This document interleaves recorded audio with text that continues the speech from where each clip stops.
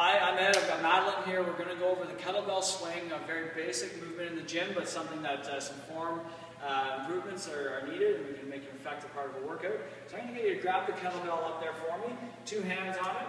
You're going to set your feet as the first thing you want to do. So feet are in a good squat stance, about shoulder width apart, slightly toed out, and then set your shoulders after that. So you're going to pull them back into position. You want to have this nice ideal spinal posture to get swinging. Common mistakes on a kettlebell swing are people will get too straight arm and shoulders coming out. We want to have the shoulders back and protected. So I'm just going to get you to use a light swing, and what we initiate our swing with, it all comes from the hips. So you're going to shoot the hips forward and just out to the front for me. We're just going to go to eye height to start. Notice you're generating momentum with your hips.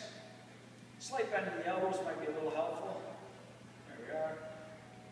Good. And quick breather there. You'll notice right off the bat, form faults a lot of people. They're afraid to drive their hips into it, so you'll see a kettlebell will lag to the front. So do a few crappy ones for me where it's all arms. You see how kind of let the kettlebell drag down. Good. Now I want you to do a few for me where you're really pushing your hips into it. Good plop off the hips, and it's all a momentum that generates from the lower half. Good.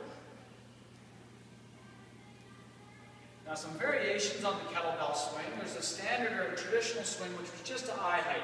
And this is how they used to swing them back in the days. The kettlebell's a Russian invention, and they all still swing to eye height in Russia.